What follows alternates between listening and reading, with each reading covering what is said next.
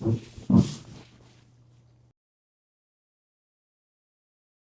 name is Jedlee Metayer, and I am a 25-year-old abstract expressionist. So I decided to become an artist out of a deep spiritual longing and a desire to express myself, really needing a safe space. After the pandemic and the loss of my father, I didn't know where to put my emotions. I was never coached on doing it, and I didn't yet understand them fully. So I still needed somewhere to put them, and I decided that the canvas is exactly where I'd do it. Yes, so I am Haitian American, both parents Haitian, first generation American here. And I engaged a lot with my Haitian culture through my church. You know, my late father was a pastor and a very big community leader in the spiritual Haitian space in Broward County. So I had a lot of experience just seeing how they express themselves and how they commune with God and how they treat each other and just the fullness of being in a community and being part of something a lot bigger than myself. So my Haitian background plays into the work I create by me learning that there's multiple ways of creative and spiritual expression. So when I would go to church and see how Haitian worship was and the feelings that surrounded it, it really lit something up in my spirit, even though Creole is my second language and some of the things I wouldn't fully understand what they were saying, but I would still feel the impact and the power of what they were saying. Additionally, there's a Haitian philosophy called Spiralism that aligns with the idea of the entropy of the universe and me understanding the entropy within myself, needing the space to navigate that. I decided to put that within my works and my canvases. So that's one of the motifs of why I have spirals within my work. Spiralism alludes to the fact that all of the chaos and the entropy of the world is cyclical, but it's also connected. So all of these things having purpose and all of these things playing to something much larger and grander than ourselves.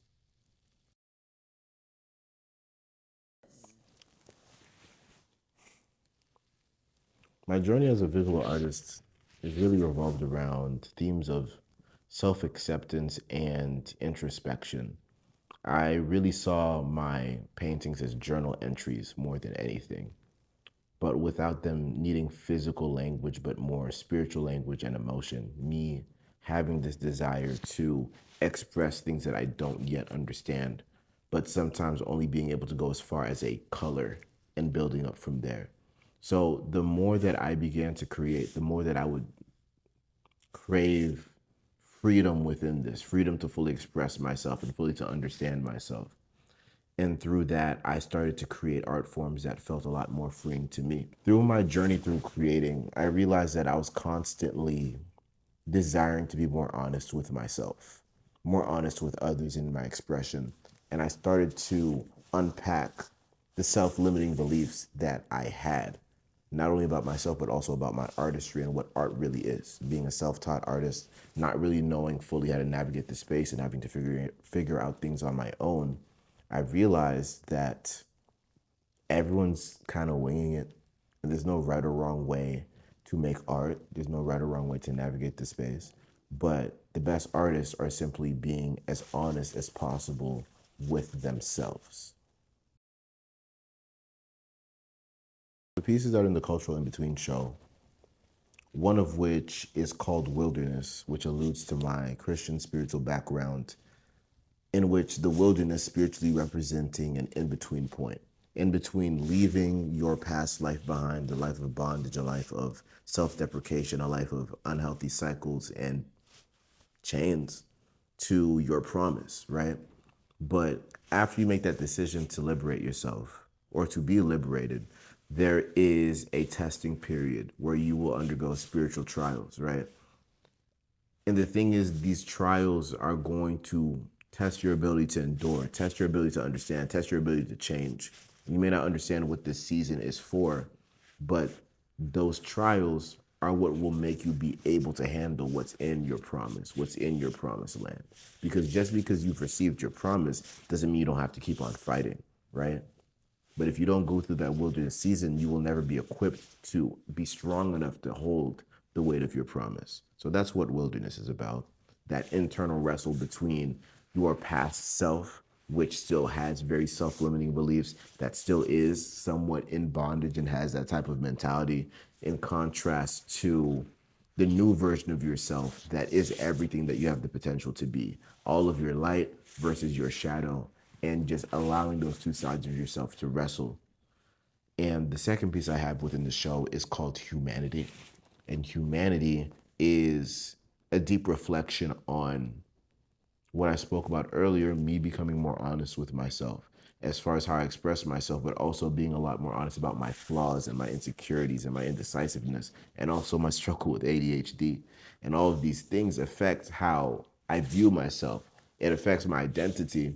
And I spent so much time trying to be beyond my limitations. Of course, we want to be better, but we also have to acknowledge that we are human, right? And that you're going to be flawed and you will never be perfect.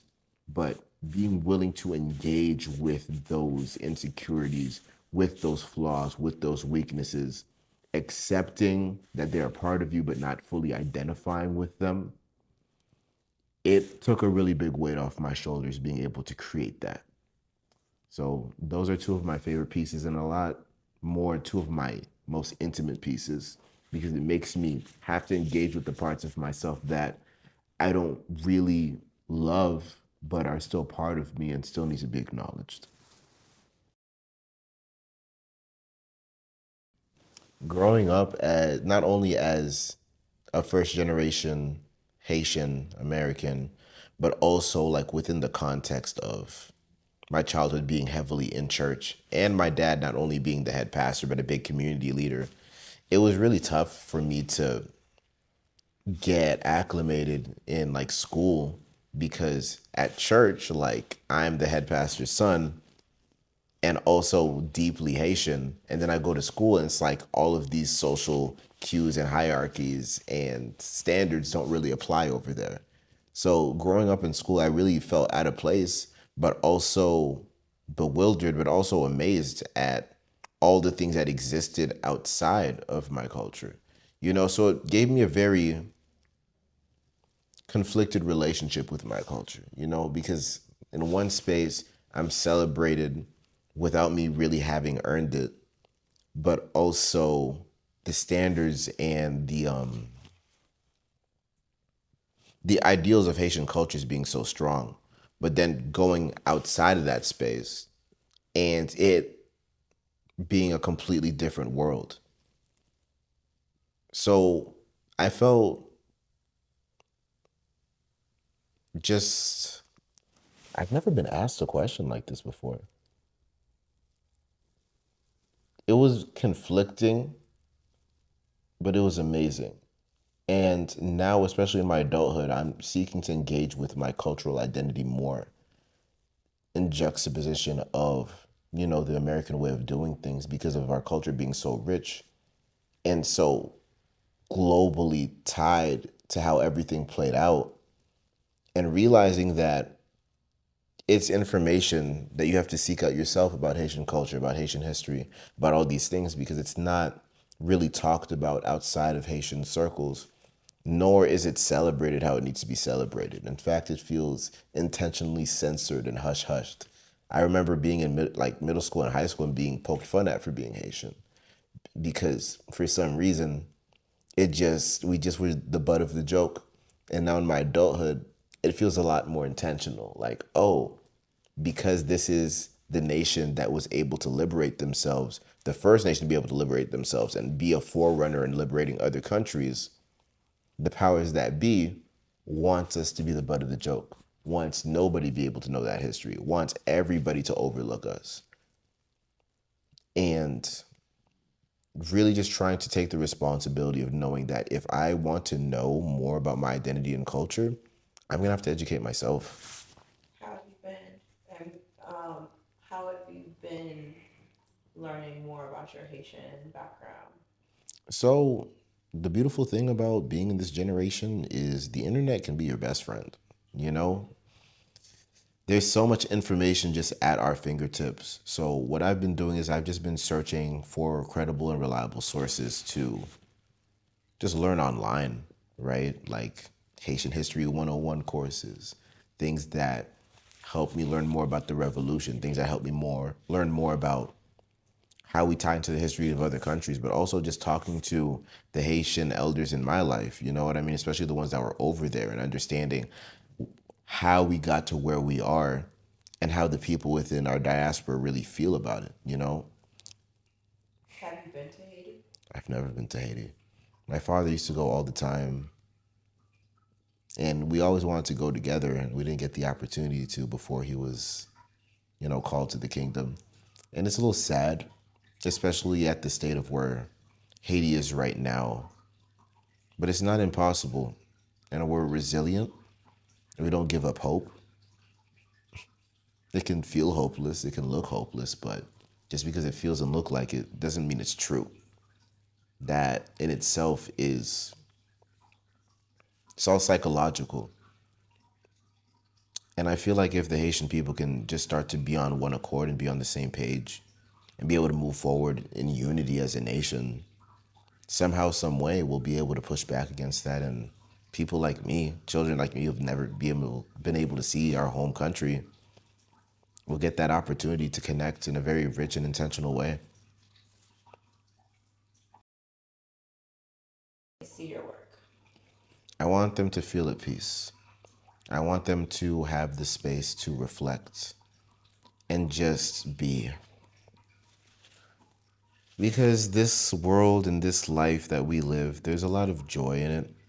But there's a lot of things that seek to discourage us, a lot of things that just deflate us, especially in the hustle and bustle of everyday life and the roles that we all carry, not only in like the lives of our loved ones, but in a professional sense as well. Like before you are just yourself, you're somebody's son or daughter, you're their brother or cousin, you are at your job, and also if you're creative, trying to push your own medium forward, you can kind of lose yourself in that. So with my work, me realizing just how much I had going on in my mind, I needed that safe space, and I wanted to give that type of safe space to others. So for a moment, when you look at my work, you can just be at peace. You can just be who you are, and nothing else really has to matter. But as you follow the lines and as you navigate it, I want you to think about what it's speaking to you. Because not only do I want you to have a moment of peace, but I want you to be able to have a moment of introspection intentionally. There's a lot of things that exist in our mind and our subconscious that need to be addressed, but we often don't give ourselves the opportunity to do that. And I was able to identify that within myself, and I hope the work helps others be able to identify that too. People can find me on Instagram at Jedlee Metayer. Right now, I'm going to be a part of an amazing show at the Miramar Cultural Center. And I'm also showing work in Green Space Gallery in a fantastic group show called Consider It All Joy. And also, you can find me at my father's church, Renaissance Evangelical, on West Broward Boulevard. And wherever you see me, I'm happy to see you.